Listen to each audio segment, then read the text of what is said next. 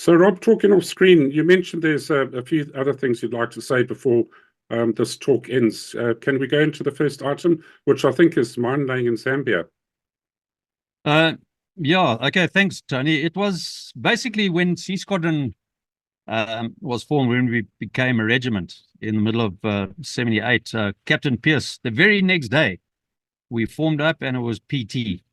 And it was normally 4, 5.5 up, 6, 7K run, followed by 6VX and sometimes pokey drill. But when I was still in A Troop, we didn't do regular PT. And Bob McKenzie's word was, you guys are professional, you keep yourselves fit. But when we got into C Squadron, Captain Pierce led from the front. Every morning he would run with us.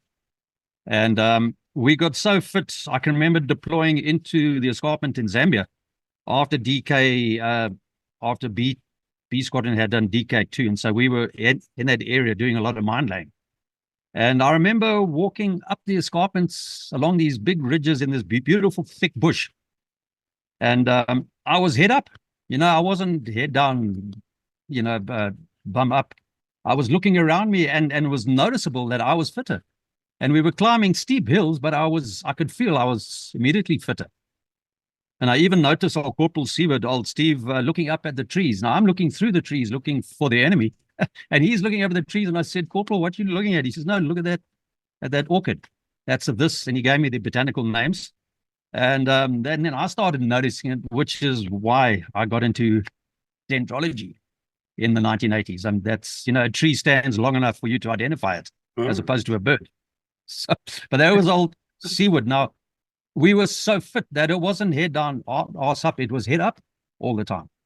But the mine laying, we did an extensive period of laying mines down in the valley, opposite Binga, opposite Milabisi there. And it was scary. I mean, those mines, sometimes you're carrying 2, sometimes 3 when you get a resup, and you've laid all your mines, and then all of a sudden an islander flies in at very low level and chucks out a parachute, and there you go again. And it was very, very exhausting work because, you're watching your anti-tracking, so you're looping to and away from roads.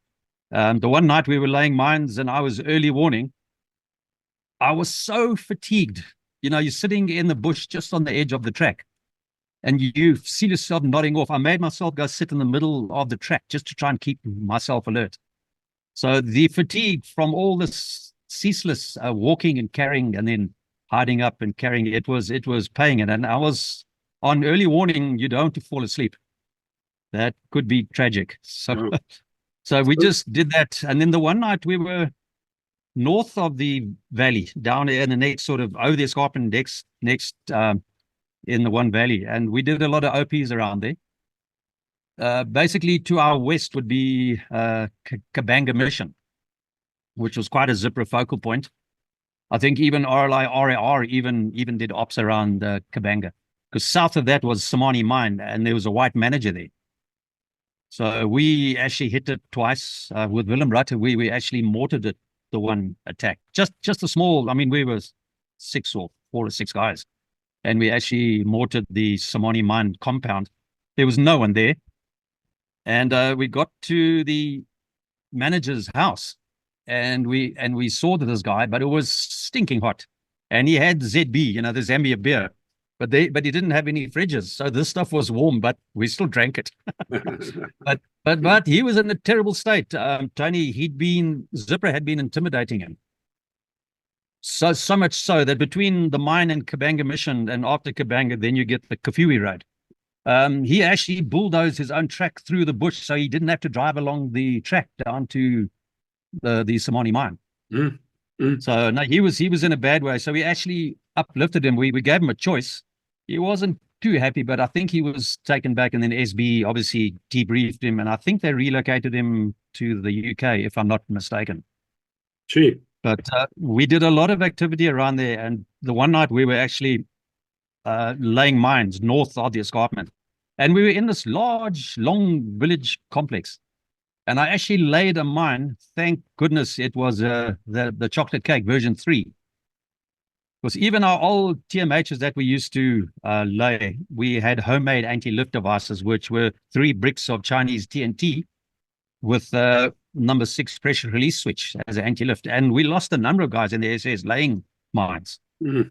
But luckily, the chocolate cakes, which are made down south, version 1 and 2, your debt was in when you pulled the pin. Version 3, you pulled the pin or the anti-lift, then you slipped in the debt. And I can remember it was a freezing night, and I laid this mine, the nearest hut must have been 20 meters away.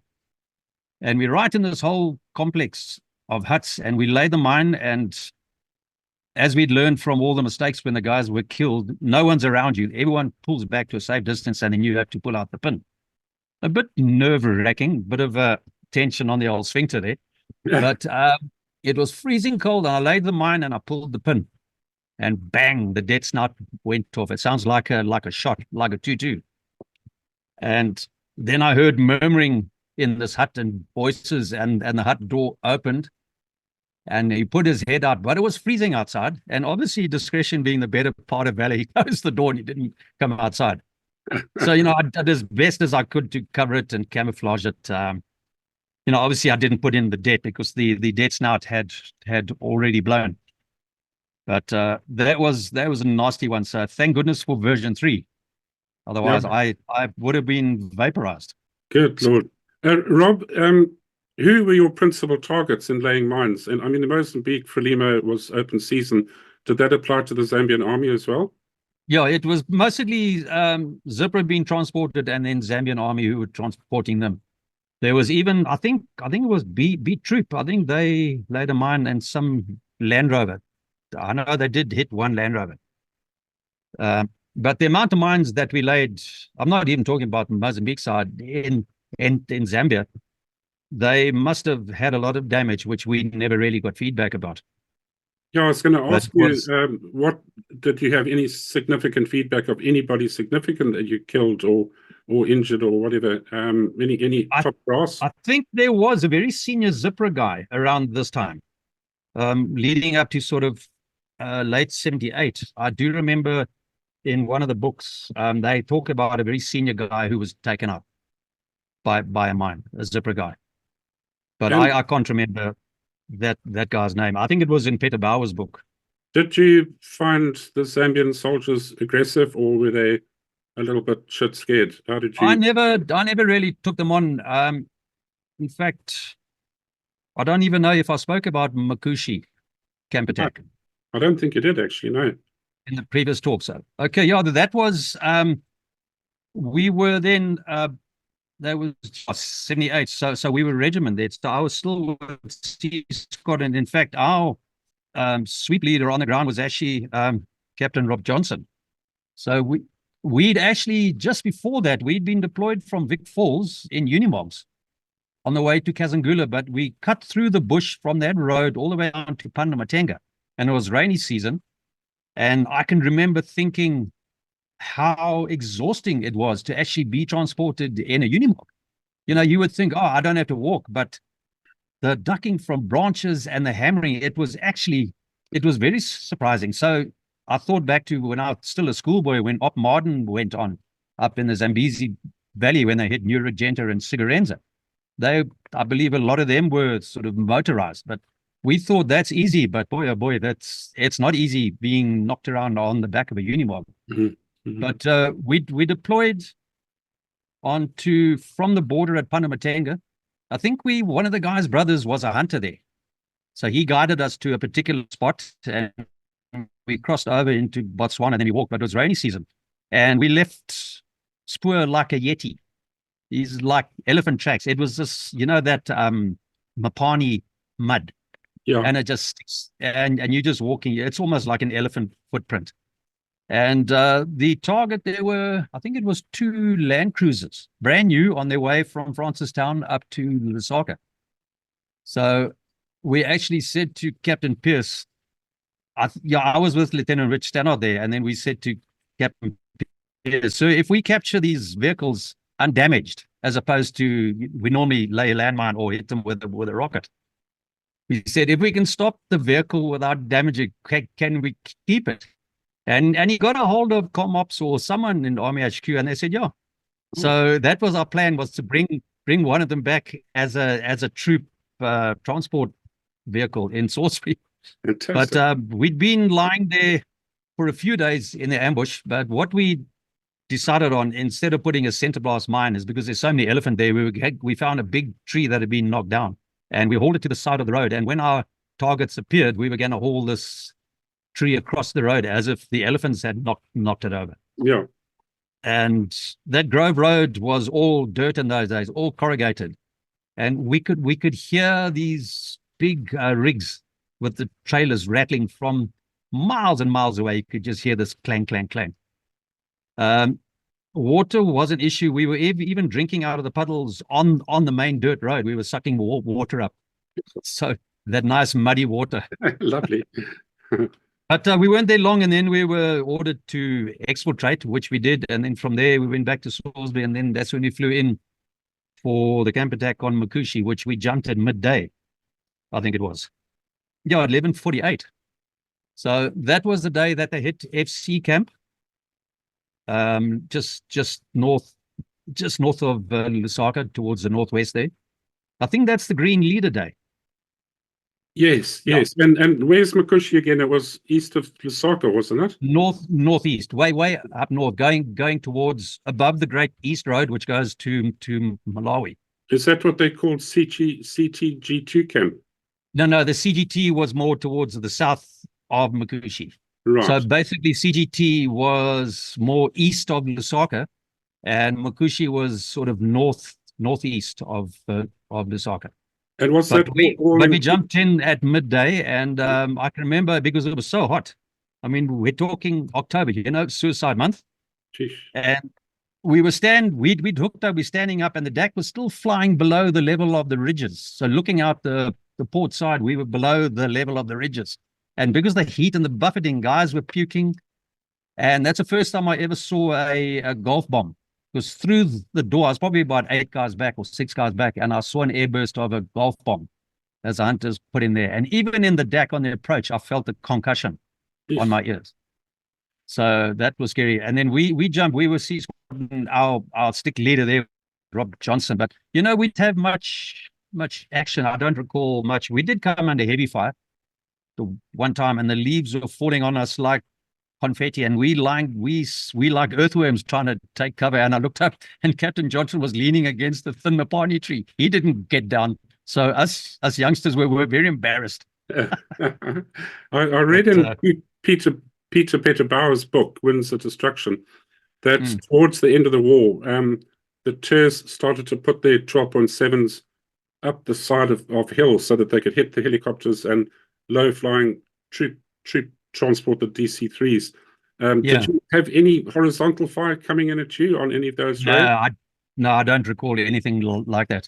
That's probably theory. I mean, Op Tepid, their fight discipline was amazing. I know I've spoken about it before, but one thing which I'd heard at the time was the hunters, when they came in to do the airstrikes, the Zipra with their ZPU-1s, I think they're just single-barreled 14.5s, they were only using ball. They didn't use tracer because the pilots could follow the tracer back to the firing positions.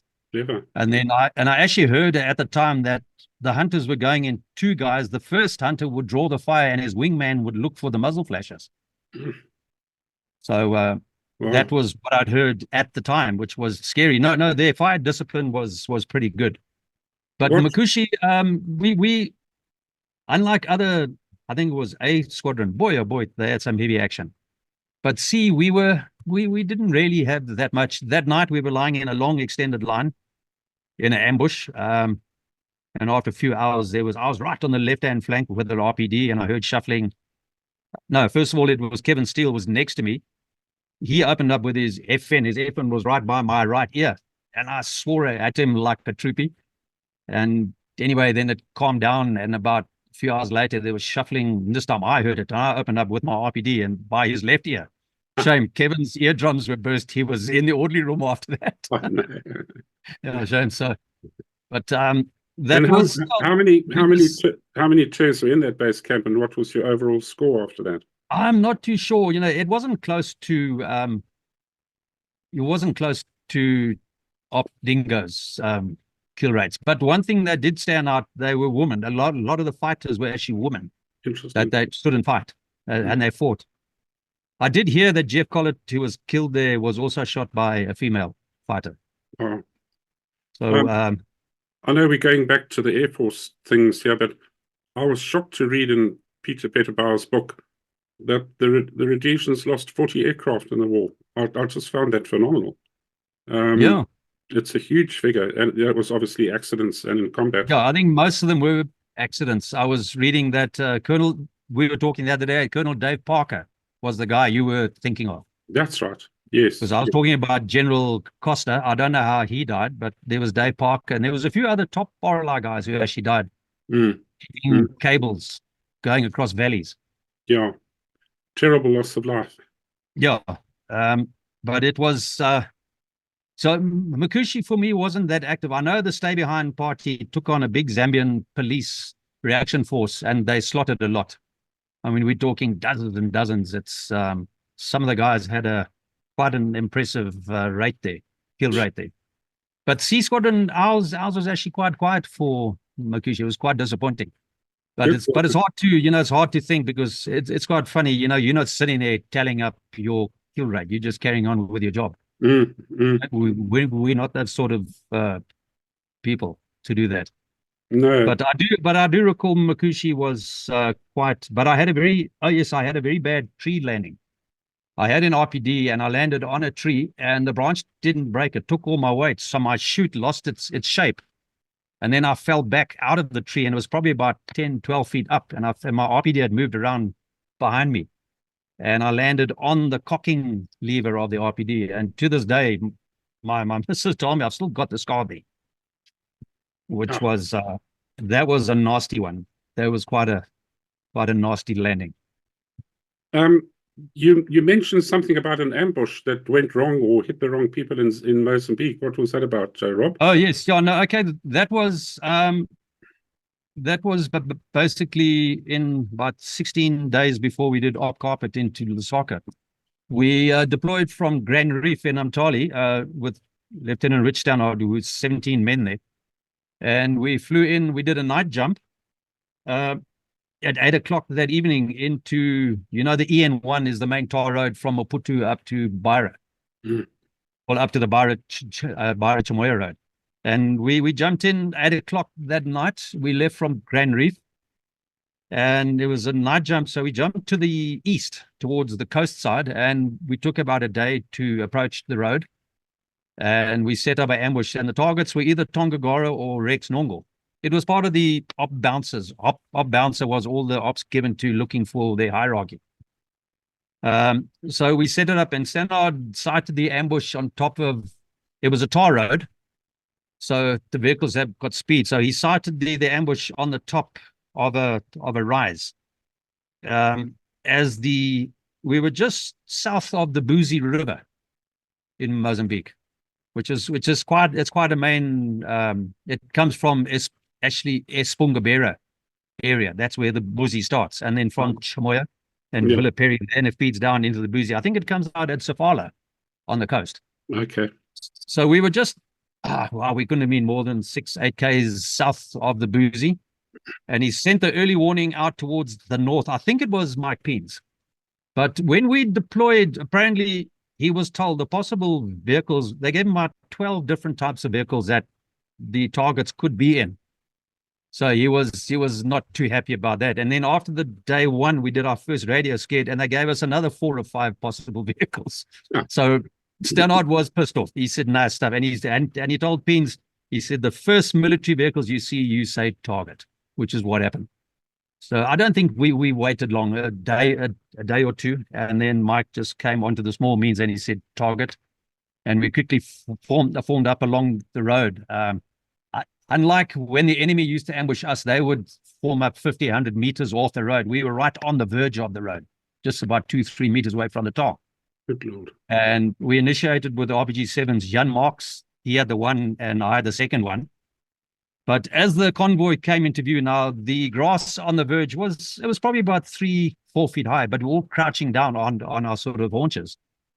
And I don't know what the first driver thought, but Jan, who was very, very experienced with his RPG-7, Jan had initiated lots of ambushes with his RPG. He got the first truck right in the radiator. And then all hell broke loose. But the second truck, which was my target, he was so close behind it, I couldn't get a frontal shot. So I actually took a side-on shot at it with my RPG, but it's too close for the rocket to arm. And I can recall just seeing in my mind's eye, I just saw this big hole going straight through the side of the truck, and it didn't detonate. So, but I mean, as it initiated, these guys just bombshell off the trucks. No matter what speed it is, they're just gone. And as the convoy, I think it was 5 trucks, they came past. Now all the drivers are gone because they turn into swastikas as soon as the first shot's fired. No matter if he's doing 60, 80 Ks an hour, that driver's out. He's gone. So, and they bailed off, and they're all bailing towards the western side. And so we're shooting at these trucks as they're leaving us, but they all rolled down the hill to the bottom of the hill. There was a dip, and that's where Paul French with his stick, with Andy Anderson and all these guys, they were the sort of stop group, and they got all the action because the trucks all stopped in front of them. So then we swept across the road to the other side and secured, made sure there was no one there, and then we all swept down the road. And I can recall a beautiful Hollywood ball of flame. I aimed at these fuel drums on the back of the last truck, and I aimed right at the top so I could get the gas. Boy, oh boy, and that thing exploded because I had what I think were incendiary armor-piercing AK. They had a ring around the top, and I think that tip was painted black, and the cartridge was the casing was a different color. I think they were incendiary, but that drum just exploded like a Hollywood flame. I was quite stoked. That was fun. But Paul and them, they saw all the action, whoever was left on the vehicles, and in the group photo, Andy Anderson, I can identify for him on his left sleeve as you're looking at. He's got a patch of blood on his arm. I know I can see it because I knew that he had the injury. They fired a rifle grenade, and that exploded on the weapon as they fired it, and he got blowback shrapnel into his arm. But no, they just carry on. You know, it's just there was a light shrapnel because a rifle grenade is actually a hollow charge. So they had fun. Then when we then withdrew, and we headed back east for uplift, and the bells came in and picked us up. I think there were 2 bells picked us up. The tech of mine was old Mark Jackson, and we got back to Mount Cylinder, and as we were there, an RLR 5 Force came over, but they had their Alouettes. So we formed up and we took the group photo, but the only guy missing was Lieutenant Stannard, because when we arrived back there were all these ComOps bosses with all the red stuff around their hats and all the bird shit on their shoulders. And Stannard was sort of picked by his collar and tiptoed off there, and he was being grilled. We'd apparently accounted for about 18 prisoners on the back of the trucks. So this was a Frelimo convoy. They were Muzarewa supporters. They'd been captured. Oh, dear. And they were on the back of the trucks, and they had blankets. The Freds had put blankets over them. Now we went and slaughtered them, and we didn't know that. So Stannard was, he was being grilled, but then he stood up for himself. He says, but you gave me so many different targets. I had to take the first one. So you'll see in that group photo, the only one missing in that photo was Stannard. He was busy being cucked on from a dizzy height. Oh, bugger. But then that was on the 7th of June, and then 16 days later, we then went and flew into Lusaka for op carpet. Before you go on to that or anything else, if you're being given updates on vehicles coming towards you, does that mean 20 km further west, south, or east, you've got guys watching the road and they drip feeding information into you, or is it just no? This is all our basically comes from Special Branch, right? And they're getting it from their sources. What their sources are, I've got no idea. Right. Yeah, that's normally captures. I mean, if you look at carpet, 6 days later, no, 5 days later, we did Op Chicory. That came from that Alex Busa, who Captain Jordan caught at the NSO in Lusaka. So these guys just talk. It's not like the movies where you have to torture them and beat it out of them. The guys you capture them, you ask them a question, and they answer you. Mm-hmm. So this thing about we see on Hollywood is mostly rubbish. So so we then went back to Salisbury, and then we went to Darwindale Dam, where we did rehearsals for about a week or 2 weeks. We did rehearsals, deplaning, implaning with the bells, practicing with bunker bombs, and doing all sorts of things. And then the night before, I think the 25th, we flew to Makuti in the bells, and then the 26th, we actually flew into the northern section of Lusaka. But we spoke about it, I think, the last time. And that was where you hovered over traffic lights like the pilot was looking for directions. Yeah, that was bizarre. I could have sworn he was looking at the names on the traffic on the intersection. Then I didn't mention last time, as we exfiltrated, I was distraught. I had a beautiful AKM with an extended stock. I used to take all the sticks I was operating with. I'd take all of our 4 AKs to my mate, Brian Wilson, in the police armory, and he would extend the AK stocks by about 3 inches. And that made it such a more usable weapon and quick to fire. And I had a 40-round magazine on it, which was like rocking horse feces. You couldn't find those. It was from an RPK. Wow. And as we took off, I hooked my camera out of my jacket and I put my AKM between my knees. And as I snapped the shot, I relaxed my knees, and there was my AK, down onto the ground. Oh, no. So I was distraught. I mean, it was, you get used to your weapon, and it had extended stock. Yeah, it becomes like you'll love it, doesn't it? Oh, jeez. And then we exfiltrated. We actually flew over downtown Lusaka between the high-rise buildings. Because the int was that because there was a British Commonwealth meeting only a month later, the British had deployed ground-to-air Rapier missiles at the airport. There was int had said they are possibly Rapiers. So we flew in the bells right over downtown Lusaka, throwing out all those propaganda leaflets. I've actually got some still. But just explaining why we were there, The Bush drums had probably told all the locals that you were POM troops, Yeah. That's maybe why they were waving at us. So friendly, yeah. But we flew right over downtown Lusaka and then out. I think we headed back towards Mana Pools. But one of the choppers was low on fuel, because on the approach flight that night, time and distance, and they reckon there was a stronger wind. So we were actually late. We were about 20 minutes, 30 minutes late for hitting the target. But we flew in from the northern side because they were hitting FC camp at the same time. So they were hoping that anyone watching the choppers flying south would think we've just come from FC camp. Right. But we were actually flying into Roma township of northern Lusaka.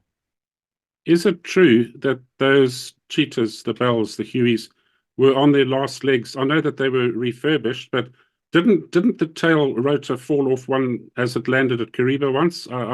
I read. Yeah, no, I was in that one. I don't know if I recounted that account. We were deploying to the Zambian escarpment. So from Kariba, we flew down the Zambezi towards Chirundu in one of the cheetahs, and I could smell smoke. And I pointed to the tech, I pointed to my nose, and he took his mask off and he smelled, and he put it back, and he spoke to the pilot, and nothing happened. I could still smell the smoke. So it got stronger and stronger. So I slapped him with my knuckles on his helmet, and I was quite vociferous. I said, I can smell smoke. And he pulled it off. He spoke to the pilot, and then they looked for a piece of open ground, but there was an old sorghum field there, just close to the water. The water was only a few hundred meters away. And they put down in this, and it's stinking hot, and we bombshelled out, because as we landed, smoke just poured out the console. It's shaped, it's oval, and it's on springs, the whole, it's mounted on springs just for vibration, and that whole thing just poured out smoke.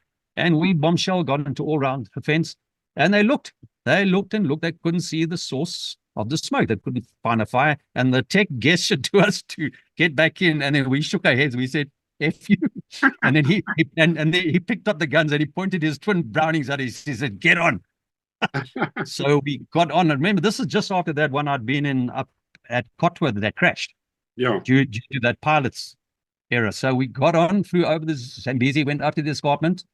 They dropped us off heading west. Then they flew west. They picked up another stick who'd been in country, and they flew back to Kariba, but they passed what's the Zambian town opposite Kariba, Siavonga Harbor, but that town, and they flew over the water, and they approached FAF2 from the water. And as it flared to land at FAF2, the tail rotor shaft snapped. Yeah. that was the source of the smoke. The bearing had seized. Good Lord. And it still went, dropped us off, picked up another stick, and flew back, and only snapped as it was flaring to land. So it's only a few feet above the ground. Good Lord. But then they grounded the whole fleet. But our techs was so good. They got them up running very, very sharply after that. I would love to have seen those Hueys skimming over Lake Kariba, like in that war movie Apocalypse Now. Oh, yes. Yeah. I have these romantic imaginations that must have been spectacular. Well, look, I didn't recount these two helicopter stories of mine. One was, I think, Tembwe. Could have been Tembwe or Tembwe 2. Because I know Tembwe 1, I didn't get any loot because I still have my RPG-7 and the rockets. So I was very bleak. I was just too heavy to loot an SLR. But I think it was Tembwe 2 because I picked up a beautiful PPSH in a hut. Oh. You still smelled the packing grease. And the date on the receiver was 1942. Good Lord. Beautiful PPSH. I think it was that up because it's not an assembly point. Yeah, it could be where all the choppers, about 15, 20 minutes away from the camp, they'd set up in a flay line. They'd drop fuel drums. That's a sniper's rifle, isn't it?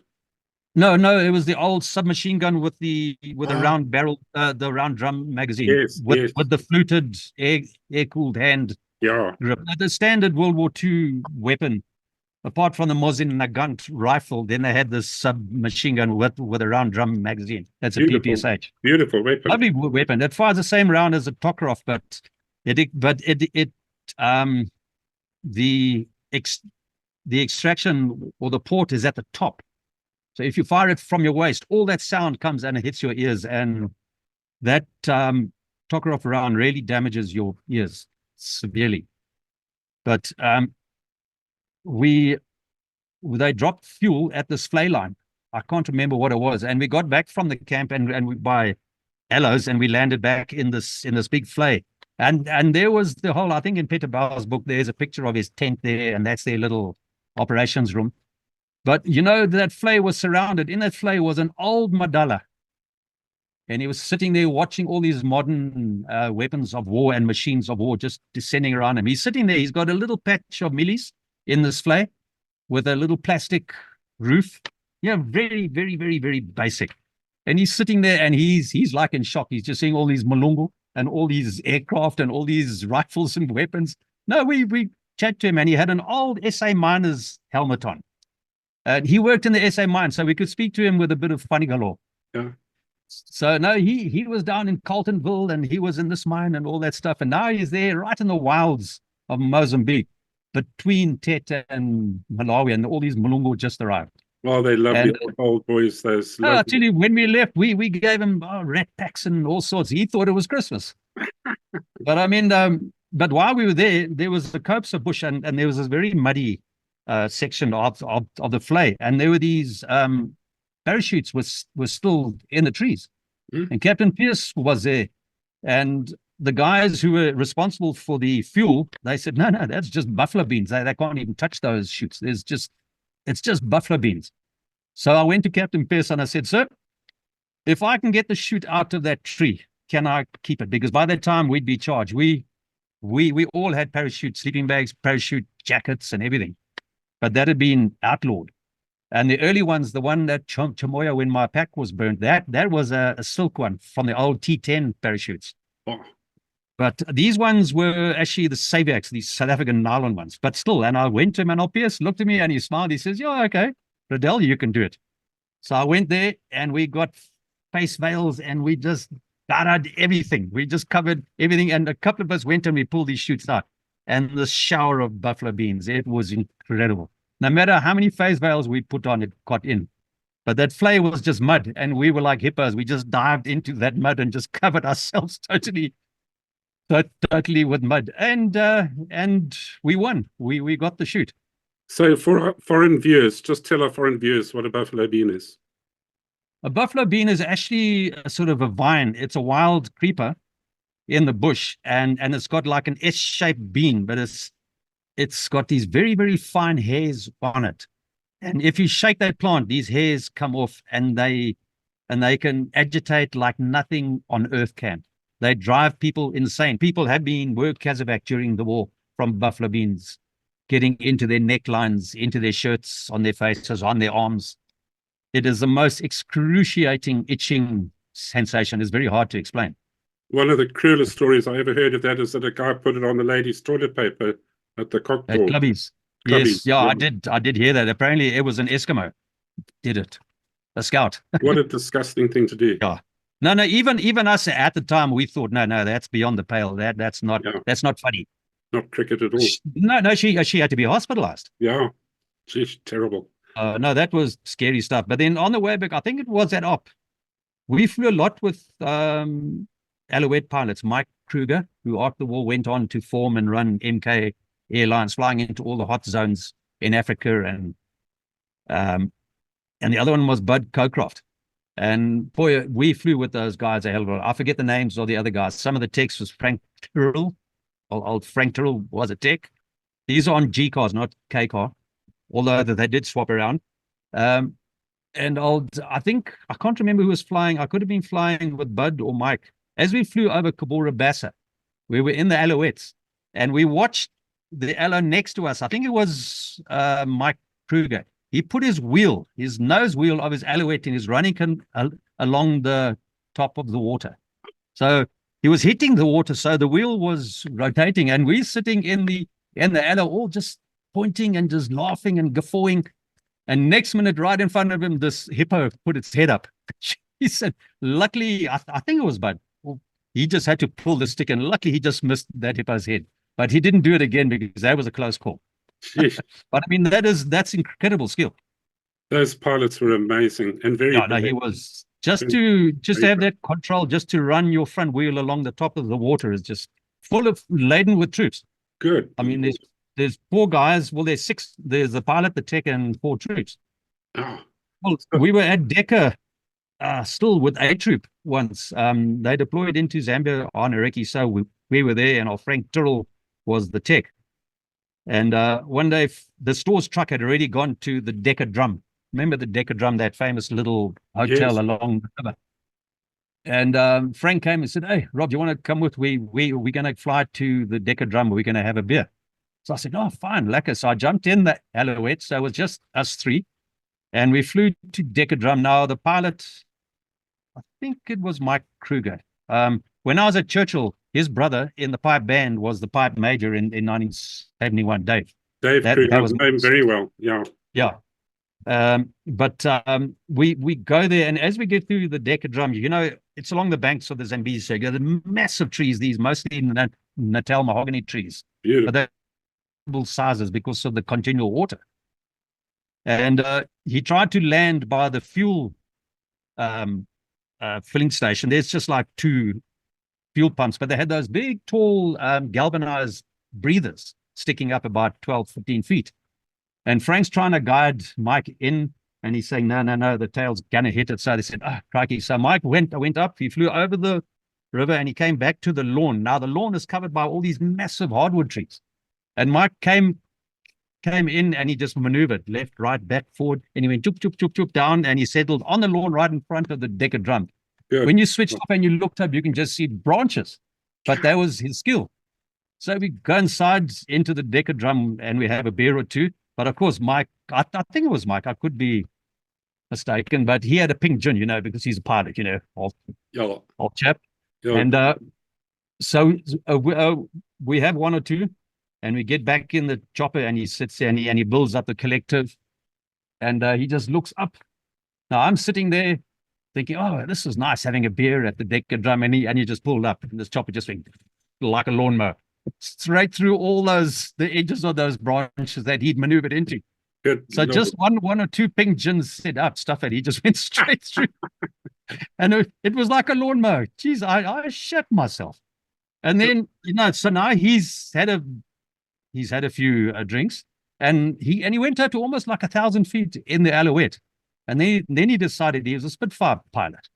And he saw the store's truck down there, and he just hovered, next one, he just dunked. And the whole Alouette went, I thought it was going to flip over. He just went down, and he dived towards that truck as if he was doing an airstrike in a fixed wing. Oh, And the guy was standing on the back of the stores truck. You know, the 4.5 had those big roll bars. So he's standing up and he's looking at the Alouette with a big smile on his face and he's waving.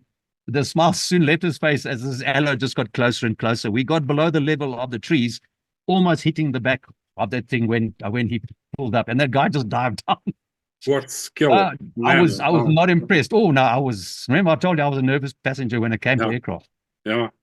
But I can't remember if it was Bud or Mike. I can't remember. I nearly lost a 4.5 at Decker Drum, stopped in for a drink there, and it was reversed up to the river. There was like a bit of sand going into the river, a bit of a slope there. And we were on the veranda having a drink. And I could hear when we were driving that the air cylinder was going all the time, you know. Oh, yes, yeah, it's releasing pressure. Yeah. So anyway, it was parked there, and then all of a sudden, kick. And it started to roll into the river. I've never seen the driver loop over the railing on the pub there and sprint and get inside that thing and start it up. And the back That's wheel, good reaction. Damn good. And the back wheels and the tail light were just going into the river. And I thought, dear God, he has a court martial coming up because I shouldn't have been. Right, But tell us about you said there were two helicopter journeys that struck you. What was the other one? No, I think I told you about the Bell that crashed at Kotwa. Yeah. That was after we blew those 3 bridges. That one was pilot error. This one with the tail shot. No, I think I've recounted all. And I did recount flying to blow the bridges north by just south of Makushi. We blew the road bridges and a Yugoslavian woman came across. So I think I've recounted those. But in January 79, I took my first leave ever since I'd been in the army. And I loaded up my Alpha with all my kits. So I had 6 weeks and I went to spend it on my uncle's farm at Headlands. He had Guard Force on his farm, but I was going to go and retrain them. But, you know, the Guard Force training wasn't that good. They're basically just militia. So as I'm driving out of Kabrit next to the Salisbury Airport runway there, I get to the main boom. And then there's no one at the boom. Normally there's a troopie or at the boom, and I beep the hooter ready to cuck on the guy. And who walks out the bloody guard room but the RSM? Snake Allen. And I go, oh, jeez, okay. And then he walks up and he says, yeah, Kanti, where you going? I said, no, so I'm off on 6-week leave. I'm going to Headlands. But my car was sitting at a very suspicious angle. It was very low at the back. So he said, what's in the boot? And I think everything drained out of my face. And he said, open it. And I opened it up the boot, and there was just cases of 7.62 and claymores and grenades and everything. And Snake, like those Hollywood long moments, he just looked at this and he looked at me and he says, and this? And I just started to, yes, sir. Well, look, I've been supplying Part 2 at Headlands, and I trained them because they didn't have claymores, they didn't have rifle grenades, they didn't have tracers. And I gave them this whole spiel, which was true. That's what I had been doing for quite a while. I would just give them grenades and rifle grenades and claymores. And then he looked at me, and as he slammed my boot, the boot close, he just said, next time, Riddell, fucking ask me. Now that's RSM, and he said, go. Yeah. I mean, that's a court martial of epic proportions. That they throw away the key for that. Yeah. So no, and then I went to my uncle's place and I retrained his guard force. They were issued with G3s, so I took them to the range at Headlands, and I didn't do 100 meters. I mean, no, and it was probably 50 meters, and I'm teaching them all the basics again. Get your aim picture, get your foresight, and then your rear is around sight, and your foresight, you put the post in the middle. And I go through all the basics, and I said, right, load, lying prone down and all that stuff. And the guys are shooting all over the place, but you can see around the butts, you can see all the strikes. But the one guy, he's hitting the ground like 30 meters in front of us, or 20 meters away. And I just said to him, draw me the sight picture. And he drew it, the aperture with the pillar and everything. I said, are you looking through? Yes, it must be in the middle. I went through this whole thing. I couldn't fathom what the hell he's doing. So I took his G3 and I'm looking at it. And then I noticed on the G3, underneath the rear sight, there's almost like an Allen key hole. Well, it's actually a roll pin hole. A lot of those weapons, there's actually roll pins. You just hammer those out. what he was doing, instead of the peep sight at the top, he was looking through the roll pin hole underneath the rear sight. So the whole back of the weapon was up. That's why this thing was pointing into the ground. Oh, good Lord. But look, I managed to rectify it, but that was a very, very frustrating half a day.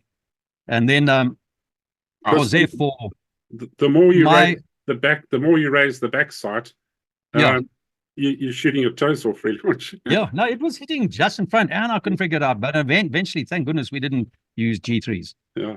Because stripping and assembling a G3 with a roller bolt locking mechanism, I've never handled that. I just don't like it. The FN was just so easy, so superb.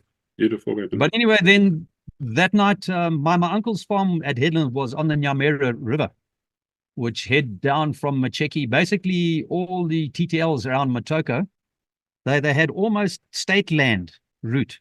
It was like the Ho Chi Minh Trail. They could go all the way, Virginia, at Macheki, and then down there was a mission there where probably they got fed. I forget, was it called Casino or something very similar World War II name? They had a mission, then it went through all these big gomos, this long gomos down towards Wedza. And my uncle's farm was on the Nyamera River, which is a river that they were using. So I trained them on how to use the claymores, and they set up an ambush on the Monday night, Tuesday night, and they had nothing. I stayed in the house with my aunt. I'd just come back from Moz. I said, no, I want to sleep here in a nice bed. So the first 2 nights, there was nothing. The third night, his prize Hereford bull walked through the ambush. So that became biltong. And on the fourth night, the Turs, as she came down from those gomos, from that government land, all the way down Hamera, and they walked through the ambush and they initiated. And, I was in the house and I heard the claymore go and I heard all the rifle fire. So at first light, even before first light, I was there. And, these guard force, they were so pumped. They were so chuffed. They just, they'd been in Hondo now. Yeah. So we formed up into a sweep line. And as we swept, we got to the reeds, and the one Tur was wounded. He took a grenade against his head and he pulled the pin. So and he blew his head off. So we didn't get any live captures, but Nick Westhuizen, he was from north of the river, way up on the northern side. Quite a lot of Afrikaners around there on the northern side of Headlands. And Nick had these 2 Bouvier dogs. Those big, almost like those big shaggy haired dogs, but nasty. I've never met a nice one. And he trained those to track. And I actually approached his dogs, and Nick said, no, don't approach them. Those things will bite you. But he trained them to track. So he gave them an instruction, and the dogs did a 360. They found the spoor and they sat down. So Nick had trained them well. And he took off into the almost on their spoor. So that was basically my 6 weeks leave. And then I think on February, 23rd of February, then I went back to the squadron, and I was sent straight away out to Grand Reef. Martin Pearson and Al Stannard and Phil Cook and Billy Grant and all those guys, they were deploying big time across the border there. Stannard was in Van Duzy. No, they were very, very busy and in that sector, even down to Chapinga. But we were there. I was only there a few days, and then there was a sighting outside Chapinga, but internally, not in Moz. So Pierce sent me in an Alouette, and we flew towards Chapinga. I can't remember how many guys were in the Aloe, but we got to one of those massive mountain ranges before Chapinga. Tony, the Aloe couldn't get over this ridge. Good Lord. The air was so thin, and he was battling. He couldn't get over it. So he actually did a loop. He actually went up, and he's hovering, and then he banked. And he banked, and he went down. He picked up speed, and he just managed to scrape over this ridge, over this mountain. Good Lord. I mean, that was clever. He didn't have the forward speed, so he just did that quick loop, and just the momentum. It just shows in that high altitude, the choppers can struggle a bit. And there's some big trees in that Chapinga area as well, aren't there, on the border? Yeah, that's more along the border by Swungabera side. You've got a lot there, Mount Cylinder. But this is more inland towards Hot Springs. Right. But we actually landed, and there'd been reports of Turs there, but I watched a Lynx put in a Frantan strike, and when I got back to camp, I said to Pierce, So I don't think there were any. It was just villages, but that was quite a washout. And then in the beginning of March, I was sent then straight back to Salisbury to be attached to training troop for the next recruits course, Wow. which I was there until for about 2.5 months, I think it is. Wow. That's why I missed Bastille. So I was back just in time to do that ambush on the EN1 and then up carpet. And so basically, that must have been 79. Yeah, that was all op mineral. That ambush was the 7th of June, 79. And then 16 days later, we flew into Lusaka to do op carpet. That's where Captain Pierce was killed. And then 5 days later, we did op Chicory, about 80 k's west. There we flew in with bells again from Boomy Hills. And so, were you married or engaged or swinging low? No, swinging wild? No, we were, we'd go around all the clubbies and that, but we didn't have long hair or didn't have earrings or ear studs. We just used to drink ourselves into oblivion and just cause trouble. Well, the fights they were renowned, weren't they? Yeah, look, they were normally, if you gave a guy just a skew glance, you would have a punch up. But there was never knives, bottles, or guns. No, it was just it was there. I mean, Cock Door, you had to pass up because round bar was RLI, then up 2 flights. The one flight there was at nightclub, and then up the next flight was long bar, which was the squadrons hangout. And the one day, because we did paracourse, half RLI, half SAS, and about 5 scouts. So I was mates with a lot of RLI guys, and one of the guys, I think it was Bram Kruger, he came up to long bar. Now, an RLI guy could walk into long bar, and he wouldn't get killed. But if you walked, the squadron guy walked into round bar, they're going to be reading your obituary. So there was a backstairs, and I went with Bram. We walked from long bar down into round bar. And as I walked in the back, the people, they're just away. Even as drunk as they are, they just look and they say, "Oh, stranger." And the whole place went quiet. And I just thought, "Ooh, my time has come." And I'll Bram in his typical RLI say, "Hey, say, oh no, Rob's okay." Say. And then they all carried on drinking, but whew, that was so close one. What's amazing is that women used to populate some of those places as well. Yeah, but I think they were largely women of ill repute, if I'm going to be blunt. Yeah. Did Bulawayo ever have any places of reputation like that? I never came across any. Electric Circus. Oh, Electric Circus. Yeah. There were legendary punch-ups there. Yeah. Mike West, Mike was telling me about some of the ones. I mean, he's a mean first boxer. But no, Electric Circus was renowned for punch-ups. Tali, did they have anything? By the time we got in, even 77, by the time we were at Motoko, I found some thing I wrote in 1986 about that little op. When we did that 5 Force 3 SAS guys, we and Frank Tunney, who was with RLI, waiting to come on his second attempt at the SAS selection. But even in there, I found it going through all my files. RLI had been banned from most public night spots by that time in Umtali. So, I mean, they used to cause such mayhem. Squadron, we were Lonnies. We could go into any place, Yeah. But RLI were banned. Yeah.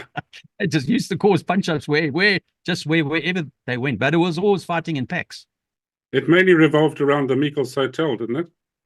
Yeah, there was also, what was the Night Owl in... Was it the Night Owl in... at the entrance. Christmas Pass Hotel and all those ones. Yeah. But... No, there were some pretty mean ones, but Cock Door was their favorite place. In fact, one of our, he's a New Zealander, quite a strange boy. Vern Conchi and RLI had Rich Bratter, I think it was. They had a battle royale in Club tomorrow, like the movies. Punch. They were so exhausted, and no one won, but the 2 gladiators, they just went at it in clubbies, and a whole bunch of us were hanging on the curtain railings. I don't know why there were curtains, because this was underground, and the whole curtain railing came down. Too many guys were hanging on to it just to get a good view of the gladiatorial fight. Yeah, good Lord. It was, I think it was Rich Bratt, but I know it was Vern Conchi from the SAS. But there were wild times, but good days though. Well, people who've never been in the military, I don't think they really understand the level of stress that had to be relieved. Yeah. You've got to have An outlet. a safety valve for that, or else you're just stupid, eh? Yeah, it was there. No, look, we did some other stuff which I won't mention on this show, but I know there was a lot of misbehaving. But basically, after I told you about Renamo in December '79, when we were all supposed to be confined to camp, and that was the last one. And then 1980, I actually instructed the very last 106 anti-tank course in SAS. That was in March '80. What a and lovely our live firing was all done. I think we had 3 or 4 Land Rovers with 106s, and we were given carte blanche. You fire every round we can scrape up. They wanted us to stuff up the barrels because we were handing it over to Zimbabwe. Wow. So Pete Allen said, fire them, destroy them. So we just did so much live firing. It was lovely. Yeah, I've properly firing from defilade, all that stuff. And, as you fire, you must withdraw and then move to a new location. No, we had a very good course. I was a main instructor with our Corporal Andy Schultz was my assistant. No, it was a great course. But that was in March '80. And then after that was when I did all the escorting our kit down south and flying the Pookie down. And then that was basically the end of it. Geez, a tragic end to an incredible period of history. Yeah, it was, yeah. But that was an amazing... history just repeats itself. It does. And that was an amazing weapon, that 106. I did fire one. You pull the 12.7 handle and then you push, and then the gases come out and they give you a bit of a punch in the kidneys, don't they? And there's just a flash. Yeah, look, it's basically you're sitting on the side, which is nice. I did hear in the 6-day war, the Israelis were using the 12.7 spotter to hit the Egyptian tanks. Yeah. And then they would wait. Because when the Egyptians heard the ping, they abandoned the tanks and they ran away. So the Israelis wouldn't fire the 106. And they'd go up and capture the tanks, which was a lovely story. I went and I got a lovely teardrop from where the round hit the ground. It made a whole circular on the ground, about a meter wide. But then this long tunnel of white hot earth, and nested at the end of that was this beautiful teardrop, which I had for years as a souvenir, but I lost it. But no, well, so that was basically it. We were told to just wear those barrels out as much as we could for the 106. I'm amazed you had that much ammunition. Yeah, well, look, squadron, they could organize stuff for us. I mean, like our food in the messes, even the troopies up to sergeant's mess, our food was fantastic in the SAS. Excellent. And no matter what the chefs had cooked, and they were chefs, boy, they could cook. You can have a roast, you can have a cottage pie, you can have lasagna. You could walk in and say, cook me a medium rare steak. No matter what was on offer, any meal you could ask them for a steak, and you get this beautiful export grade rump steak. With, of course, the ubiquitous onion and tomato salad with every meal. I believe that was a standing order. Every meal had to have that. It staves off colds and flu and stuff. And a pint of milk if you got that. And a couple of questions about aircraft. The cheetahs, the bells, did they have self-defense weapons on them, like a K car, or they were just doors? No, it was just the G cars. It just had the double Brownings out the starboard side, left-hand side. Because if you look at the Vietnam movies, I'm only comparing it with that, is that they always seem to have a gunner just behind the pilot, but that didn't happen in the Rhodesian scenario. No, Vietnam did put little pods, rocket pods on some of the skids outside their skids. That's for like we used our rockets in the Rhodey Air Force with SNEB. I think it was 68 millimeter. I think the smaller one was at 37 mil. I'm not too sure. 37 mil and 68 mil SNEBs. So they were unguided rockets in those days. But no, our cheetahs were just to troop, and they were fantastic. They expanded our area of operations incredibly. And we just had the twin Brownings. I've actually got the one picture here as we flew back over the Zambezi, and you can see the Zambezi, and right in the foreground you've got the two. You can just see the front of the two barrels. Fantastic. Now that sanction busting aircraft, the DC-7, I forget the name of the guy who had that whole setup. It was Did Jack you, Mullock. Jack Malik, did you guys Yeah. jump out of that, or any of you guys, or was it purely for Yes, I think some of the free fall guys did. I think the Chambeshi Bridge, which I wasn't on. Well, I hadn't done free fall. That I think they free fall the expedition, the sort of recce stick. They jumped out of his out of the DC. I can't remember, was it 6 or 7? I think it was the DC-7, but I'll stand to be corrected. And then he was the ruse at Chimoio. He was the first aircraft to fly over the camp, and he put his flaps down to make maximum noise, to mask the sound of all the hunters and the Canberras approaching. That's right. And So also that was Malik then. Because it was a large aircraft, it was acceptable on what would be international routes, and so guys could free fall out of it into various targets as well. Yeah. But at Chimoio, he was flying the Blantyre, the Maputo Blantyre route. But apparently in PB's book, he opened his flaps, he put his flaps down and made incredible noise, and they didn't hear the Canberras coming in. Oh, subterfuge. It's one of the greatest weapons of war, isn't it? Deception. Yeah. The art of deception. Yeah. No, wonderful, man. But I mean, that's basically my whole story. It's been a wild ride. I can't tell you how much I've enjoyed listening to you. The things that I've been longing to find a guy like you who's just prepared to open up, give us all these intimate details. And so few guys, I interviewed, well, I think I said this in my other talk, I interviewed another guy and he said, well, we went and hit Chamorro and then we went up to the train. I said, no, hang on, I want a bit of information. I want a bit of detail, you know what I mean? So it's been an absolute privilege to listen to you, Rob. And no, that's my pleasure. Thankfully, I mean, the reason it's so current is I've been helping Jonathan Pittaway for the past 20 years with his books. So it keeps it current, and then he keeps on sending me. You cannot believe the work he's done, collecting and collating all our top operations, and he's got them all, and it's going to be in his next publication of the SAS, The Men Speak. All the top 20 or 30 ops are going to be in the newest edition of the book. Wonderful, because it's got to be recorded. Yeah. We're all getting a bit long in the tooth now. How old are you, Rob? I think I asked you before. I'm 66. 66, yeah. I'm just about to celebrate my 70th, so we're all a bit long in the tooth. Yeah. I mean, back then we were in our teens when we were doing all these camp attacks. Oh, man, it's incredible. Great days. I was standing in a trench at Osby's when the guys made me a birthday cake out of a biscuit and some other stupid thing, turning 21. So anyway, thank you very much. It's been an absolute privilege talking to you. And if you ever feel in the future you want to have another chat for any reason, you're more than welcome. Okay, Tony, will do. Yeah, but I think that's basically what I've got. But you know, my brother's been urging me. Everyone's been saying I must write. So I've started writing my accounts in more sort of detail now.